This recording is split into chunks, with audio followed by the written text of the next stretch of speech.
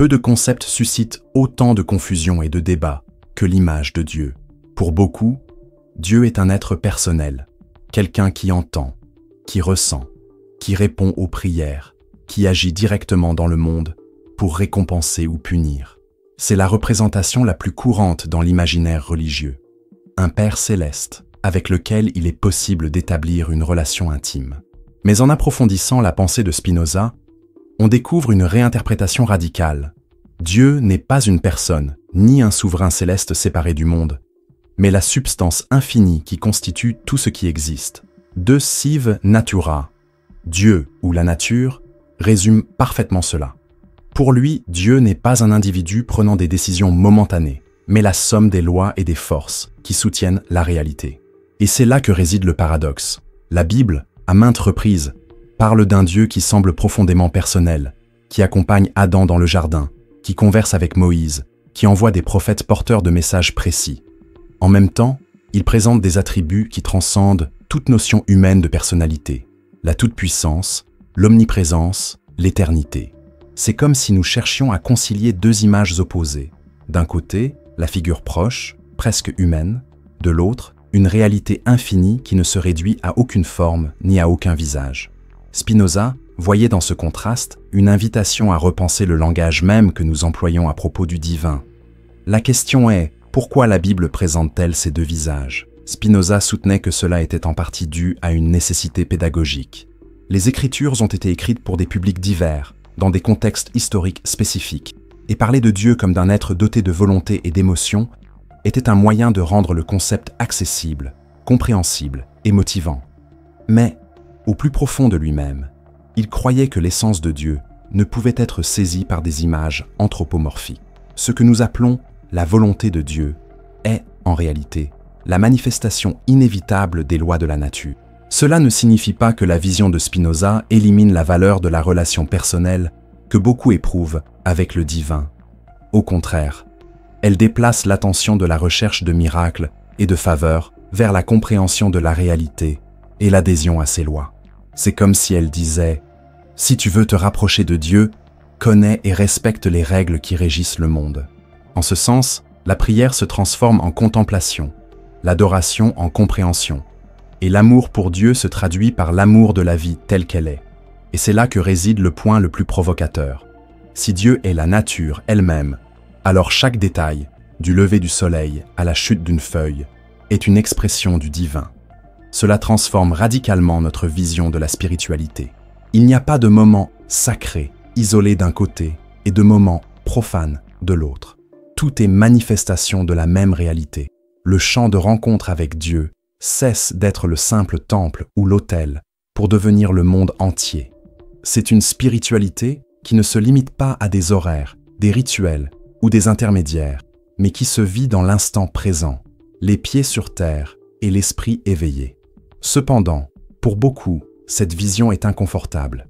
L'idée d'un Dieu impersonnel paraît froide, distante, incapable d'offrir un réconfort émotionnel. Spinoza le savait et ne niait pas l'importance de l'affection. Mais il mettait en garde contre le risque de fonder toute foi sur un échange. Je demande, Dieu donne. Je me trompe, Dieu punit. Je souffre, Dieu console. Pour lui, la véritable liberté et la paix naissent lorsque nous acceptons que Dieu, ou la nature, agit selon des lois éternelles et nécessaires, et non selon nos préférences ou nos humeurs. Et qu'en comprenant ces lois et en vivant en harmonie avec elles, nous trouvons un réconfort plus solide, indépendant des circonstances ou des faits. Si l'on y regarde de plus près, on constate que cette réconciliation entre le Dieu personnel et le Dieu impersonnel n'est pas seulement une question théologique, c'est aussi un miroir de notre rapport à la vie. Combien de fois attendons-nous de la vie qu'elle soit comme un parent attentionné qui nous épargne la souffrance, au lieu de l'accepter comme un ensemble de lois qui, une fois comprises, nous permettent de vivre mieux. La maturité spirituelle, dirait Spinoza, c'est abandonner les attentes enfantines pour une relation lucide à la réalité. Et c'est là que le paradoxe commence à se dévoiler. Peut-être le Dieu personnel de la Bible et le Dieu impersonnel de Spinoza ne sont-ils pas des opposés irréconciliables, mais deux manières de désigner la même réalité, vues sous des angles différents. L'un, émotionnel et pédagogique, l'autre, rationnel et philosophique. Le premier nous rapproche par l'affection, le second par la compréhension. Et c'est précisément en comprenant ce chevauchement que nous devenons capables de mieux interpréter d'autres tensions bibliques qui, à première vue, semblent contradictoires, mais qui conservent une logique lorsqu'on les considère avec sérénité, comme l'idée de lois éternelles qui, tout au long du récit, s'adaptent et se transforment. À lire attentivement la Bible, on découvre une énigme qui, à première vue, apparaît comme insoluble. D'un côté, elle présente les commandements comme éternels, immuables, expression de la volonté absolue de Dieu. De l'autre, tout au long du récit, ces lois sont transformées, réinterprétées, voire remplacées. Ce qui était autrefois considéré comme obligatoire devient facultatif, ce qui était interdit devient permis, et de nouvelles normes émergent au gré des circonstances. Pour beaucoup, cela est perçu comme une contradiction. Pour Spinoza, c'est révélateur de quelque chose de bien plus profond. La loi divine, lorsqu'elle est transmise à l'humanité, revêt inévitablement les traits de la culture et de l'époque où elle est proclamée. Il soutenait que la Bible n'avait pas été écrite comme un code juridique immuable pour tous les âges, mais comme un ensemble d'enseignements adaptés à des contextes spécifiques, destinés à guider un peuple spécifique à un moment historique donné. C'est pourquoi, par exemple, certaines lois de l'Ancien Testament régissant des aspects infimes de la vie, de l'alimentation aux formes de punition, semblent aujourd'hui hors de propos, voire moralement contestables. Aux yeux de Spinoza, ces lois n'étaient pas éternelles au sens littéral du terme, mais constituaient des instruments destinés à promouvoir l'ordre et la cohésion sociale à cette époque. Le paradoxe surgit lorsque nous tentons d'appliquer, sans filtre, des normes établies dans un contexte ancien à une réalité totalement différente. C'est comme essayer d'utiliser le manuel d'une barque pour diriger un navire moderne. Le principe de navigation peut être le même, mais les instructions pratiques doivent changer. Spinoza croyait que la véritable éternité de la loi divine réside dans les principes qu'elle exprime, la justice, l'amour du prochain, la recherche de la paix, et non dans les règles formelles qui évoluent avec le temps. Cela ne signifie pas que les lois anciennes perdent toute valeur, mais plutôt qu'elles doivent être interprétées à la lumière du contexte et de la raison. Il y voyait une libération. La foi cesse d'être une répétition aveugle des coutumes et devient un exercice de discernement. Et c'est précisément dans ce discernement que la loi se renouvelle, non par caprice humain, mais parce que l'esprit qui la soutient demeure vivant, même si la lettre change. Considérez le concept même de sabbat ou de jour de repos. Dans l'Ancien Testament, il existait des prescriptions strictes sur ce qui pouvait et ne pouvait pas être fait. Au fil du temps, ces règles ont été réinterprétées jusqu'à ce que Jésus, par exemple, déclare que le sabbat a été fait pour l'homme et non l'homme pour le sabbat. Le principe, l'importance du repos, de la pause pour se reconnecter à Dieu et à soi-même, est resté.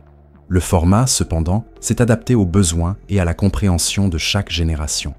Spinoza y voyait la preuve que la véritable loi divine n'est immuable que dans ce qui est enraciné dans l'essence de la réalité, et non dans les détails culturels. Et c'est là un point crucial. Confondre forme et essence est à l'origine d'une grande partie des conflits religieux. Lorsque la forme se cristallise, le but ultime est perdu de vue. C'est comme si quelqu'un s'obstinait à porter les mêmes vêtements toute sa vie, ignorant que le corps grandit, que le climat change et que les circonstances se transforment. Cette perspective, bien sûr, est difficile pour ceux à qui l'on a appris à considérer toutes les prescriptions bibliques comme également contraignantes pour tous les temps. Mais elle est aussi libératrice, car elle nous invite à rechercher le sens vivant de la loi et pas seulement sa surface. Cela exige réflexion, courage de questionner et humilité pour admettre qu'une partie de ce que nous défendons comme éternel pourrait n'être qu'un héritage culturel. Et c'est là que la pensée de Spinoza devient particulièrement provocatrice.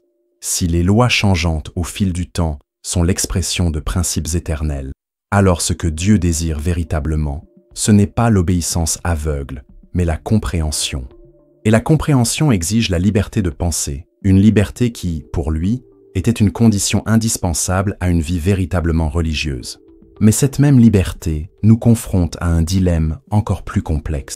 Si Dieu est omniscient et sait à l'avance tout ce que nous ferons, comment peut-on parler de responsabilité et de choix si tout est déjà connu et déterminé Quelle est la place de notre libre arbitre? Cette tension, qui imprègne à la fois la théologie et la philosophie, est le paradoxe suivant que Spinoza nous aide à explorer. Peu de questions suscitent autant de débats parmi les théologiens et les philosophes que celle-ci. Si Dieu sait tout, passé, présent et futur, que signifie le libre arbitre? Si tous nos choix sont connus d'avance, choisissons-nous vraiment ou suivons-nous simplement un scénario déjà écrit? Cette tension est évidente dans la Bible elle-même. D'un côté, on y trouve l'affirmation selon laquelle Dieu connaît chaque pensée avant même qu'elle ne soit formulée. De l'autre, d'innombrables passages nous appellent à choisir, à nous repentir, à changer de voie. C'est comme si nous vivions avec deux récits sur notre liberté, l'un nous plaçant comme auteur, l'autre comme personnage d'une histoire déjà écrite. Spinoza, avec sa vision de Dieu comme la nature elle-même et ses lois immuables, propose une approche qui désarme le paradoxe, mais remet aussi en question notre intuition. Pour lui, tout ce qui arrive est déterminé par des causes. Rien n'est le fruit du hasard absolu ou d'une volonté venue du néant. Cela inclut nos décisions. Lorsque nous choisissons quelque chose, nous le faisons guider par une chaîne de raisons, de désirs, de croyances et de circonstances qui nous conduisent inévitablement à ce choix. La liberté, en ce sens, n'est pas la capacité d'agir contre les causes qui nous déterminent, mais la capacité d'agir selon notre compréhension de ces causes. L'idée est contre-intuitive, car nous avons l'habitude de penser que la liberté signifie pouvoir choisir n'importe quoi. Pour Spinoza, c'est une illusion. Un poisson n'est pas libre de voler, et un oiseau n'est pas libre de vivre au fond de la mer. Leur liberté consiste à agir en pleine harmonie avec leur nature et non à la violer. Il en va de même pour nous. La véritable liberté consiste à connaître les raisons qui nous animent et à agir en harmonie avec elles, plutôt qu'à se laisser guider par des passions aveugles ou des pressions extérieures. Et qu'en est-il du rôle de Dieu dans cette équation? Si Dieu est la trame même de la réalité, les lois éternelles qui régissent toute chose, alors Dieu connaît équivaut à ses lois déterminent. Il n'existe pas de Dieu assis dans une salle de contrôle anticipant vos pas, comme quelqu'un qui regarde un film préenregistré. Il existe un univers dont les lois rendent certaines actions inévitables, sous certaines conditions. L'omniscience divine, en ce sens, est l'ordre naturel même du monde. Cette vision, pour certains, paraît fataliste, comme si la vie était une prison inéluctable. Mais Spinoza inverse le raisonnement. Si tout est déterminé par des causes, alors la compréhension de ces causes nous donne le pouvoir de changer le cours des choses, non pas en transgressant les lois de la nature, mais en les utilisant à notre avantage. C'est comme la voile. Le vent a sa propre direction et sa propre force, mais ceux qui comprennent la navigation peuvent ajuster les voiles et choisir leur cap. Le vent ne change pas à cause de vous, mais votre destin change à cause de votre interaction avec lui. Cette perspective dissipe également l'angoisse de vouloir tromper ou convaincre Dieu par nos choix. Si Dieu est la trame même de la réalité, il est absurde de chercher à manipuler l'ordre des choses. Il est logique de comprendre cet ordre et de vivre en harmonie avec lui. Dans ce contexte, la prière cesse d'être une tentative de changer la volonté de Dieu et devient un exercice visant à aligner l'esprit et le cœur sur ce qui est le plus sage et le plus vrai. Il est intéressant de noter que la Bible elle-même, lue à la lumière de cette idée, semble indiquer une compréhension plus profonde de la liberté. Lorsque nous disons que nous devons choisir la vie, marcher dans les voies de Dieu ou observer les commandements, nous ne parlons pas de choix arbitraires, mais de décisions qui nous alignent sur une réalité supérieure, plus cohérente avec notre essence. Et nous revenons ici à la thèse de Spinoza. La liberté ne consiste pas à faire ce que je veux, au sens impulsif, mais à faire ce qui me maintient le plus en vie, c'est-à-dire à accroître mon pouvoir d'exister. Mais ce raisonnement soulève une nouvelle tension.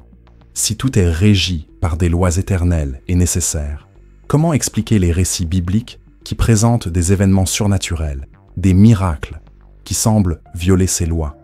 Et plus encore, comment Spinoza, avec sa vision rigide de la nature, a-t-il traité ces récits qui défient l'ordre naturel? C'est le paradoxe suivant auquel nous devons faire face. En feuilletant les pages de la Bible, nous découvrons des récits saisissants par leur grandeur et leur apparente impossibilité. Des mers qui se séparent, des morts qui ressuscitent, de la nourriture qui tombe du ciel, le soleil qui s'immobilise dans le ciel.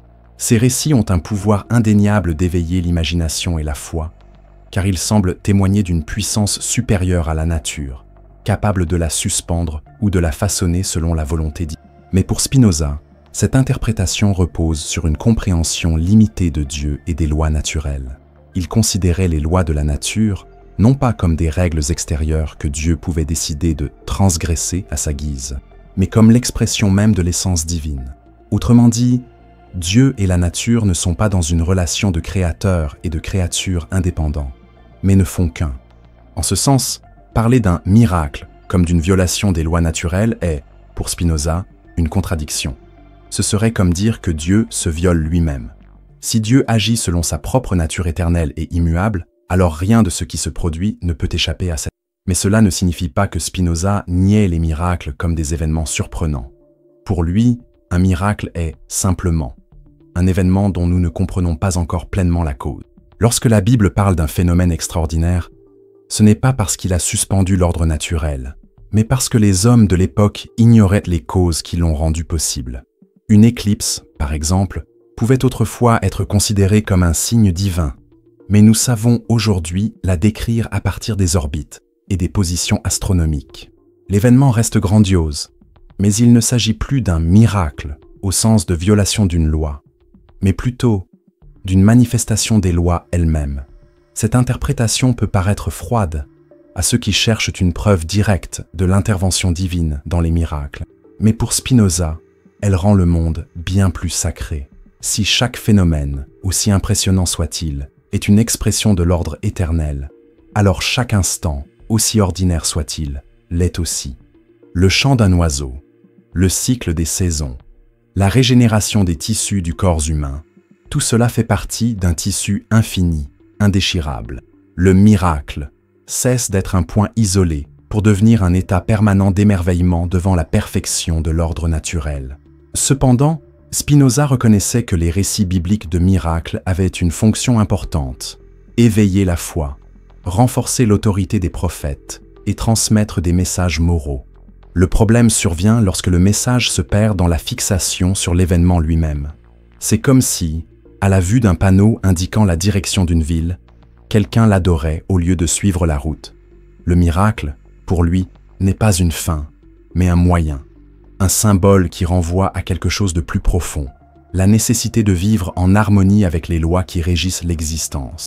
Cette perspective modifie également notre façon d'appréhender l'attente de miracles dans notre vie personnelle. Au lieu d'attendre que la réalité se plie à notre volonté par une intervention surnaturelle, Spinoza nous invite à chercher à comprendre et à agir selon l'ordre naturel. Il ne s'agit pas d'une résignation passive, mais d'une interaction plus active et responsable avec le monde. Nous ne demandons pas au vent de changer de direction, mais ajustons nos voiles pour atteindre notre destination. Et c'est là qu'intervient la provocation.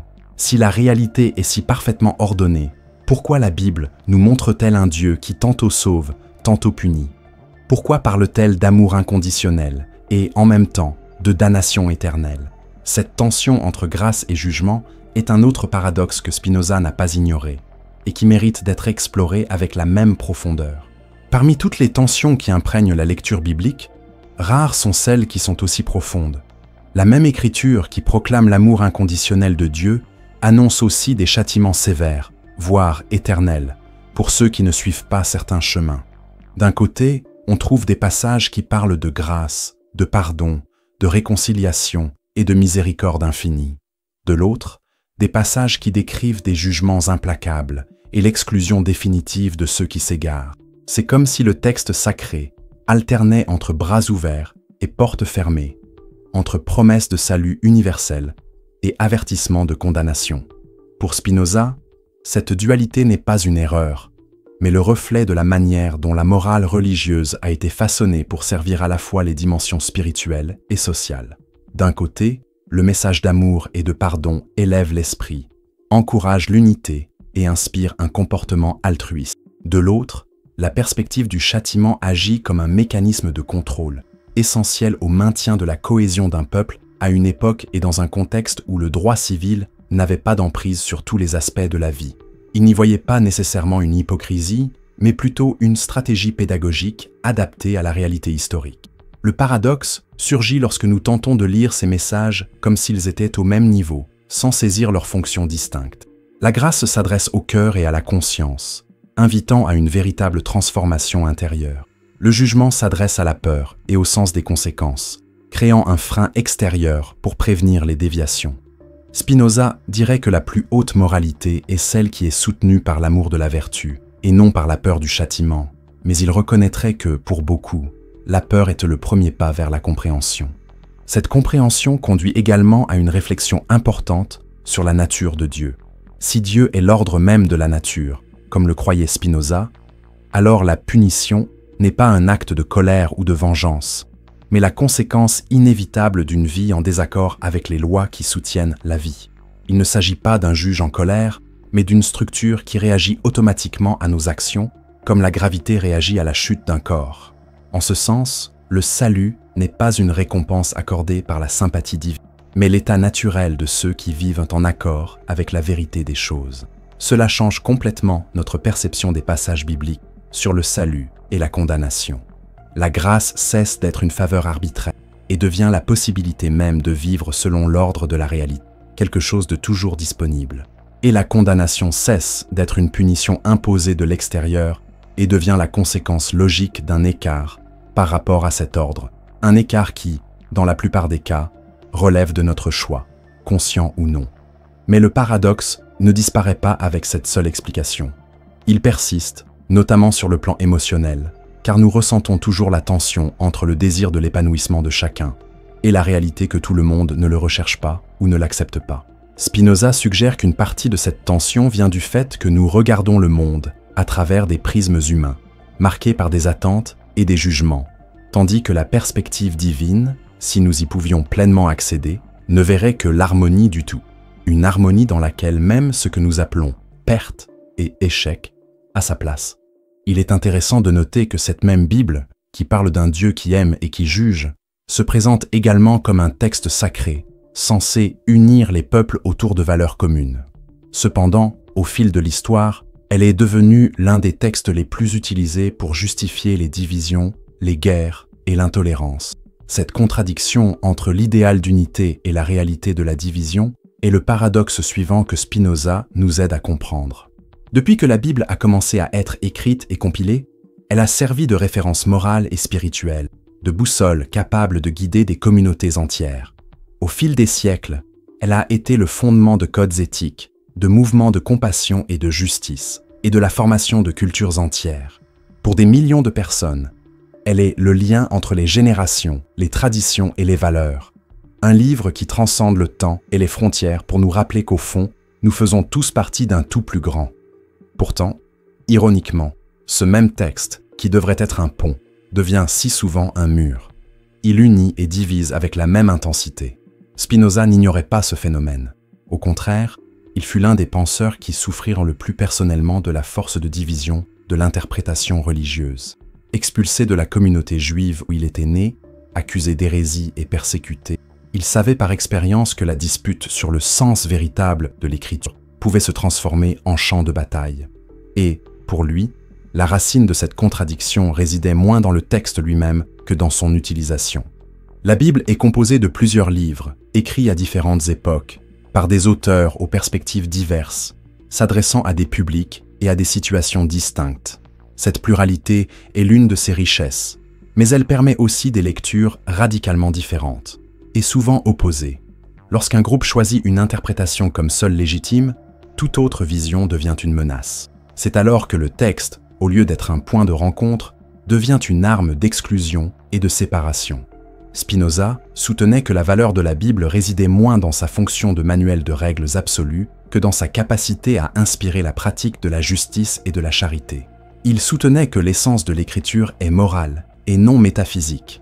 Son but est de nous apprendre à aimer notre prochain, à vivre dans la droiture et à cultiver la paix. Tout ce qui s'écarte de ce principe, affirmait-il, relève de l'interprétation humaine, et l'interprétation humaine est, par nature, faillible et plurielle. Cette vision démantèle l'idée d'une quelconque propriété exclusive du texte sacré. Si son essence est universelle, nul ne peut prétendre à la propriété absolue de la vérité qu'il contient. Mais pour l'accepter, il faut renoncer à un pouvoir de séduction considérable. celui d'utiliser la Bible pour légitimer des positions personnelles ou politiques.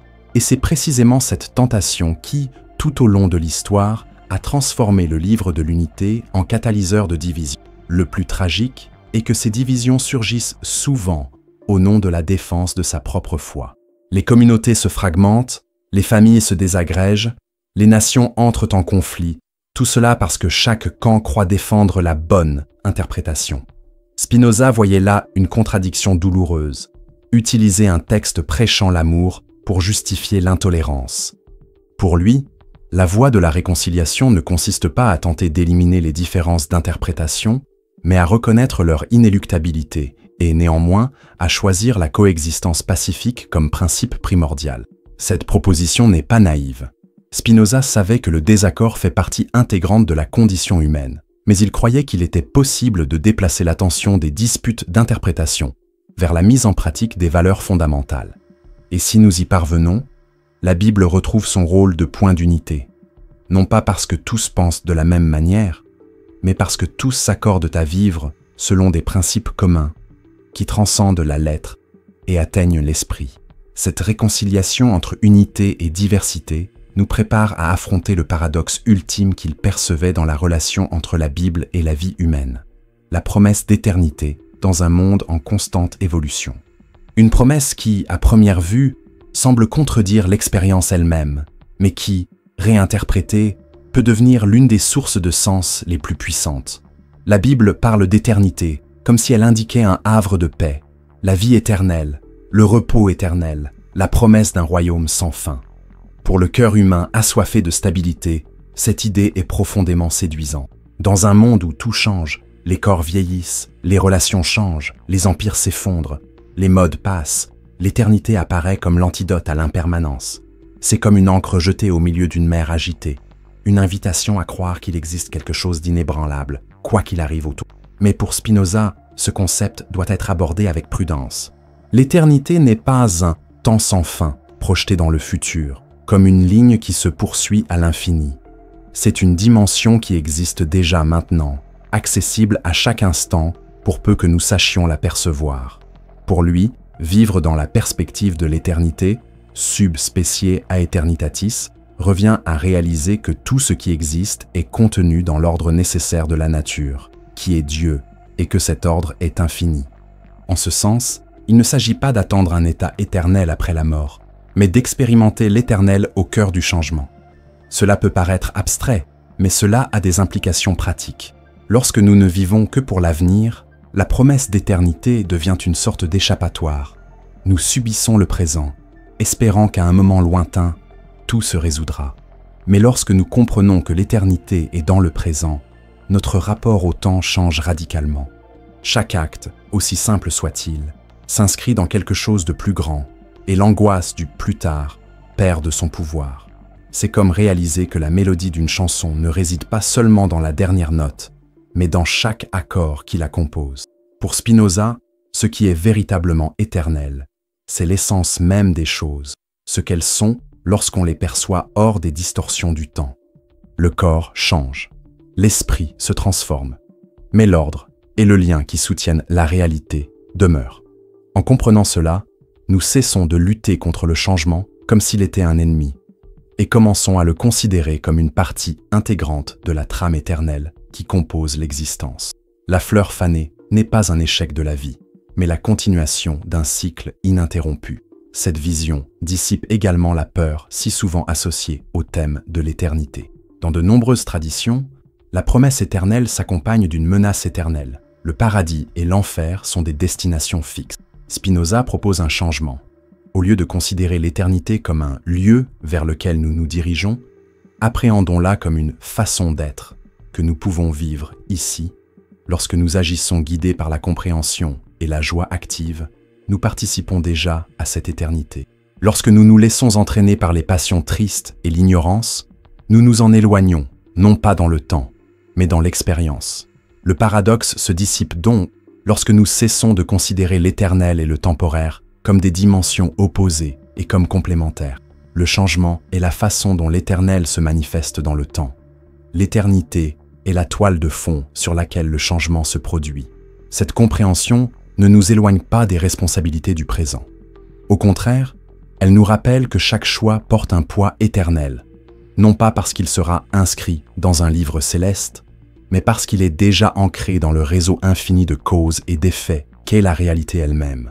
Lorsque nous lisons la promesse biblique d'éternité avec cette perspective, elle cesse d'être un simple espoir lointain pour devenir une pratique quotidienne. Elle cesse d'être une consolation pour l'avenir et devient une force pour vivre le présent avec plus de lucidité, de courage et d'amour. Et c'est précisément là que la pensée de Spinoza atteint son apogée. La véritable récompense ne réside pas dans l'attente d'un autre, mais dans la compréhension profonde de celui-ci.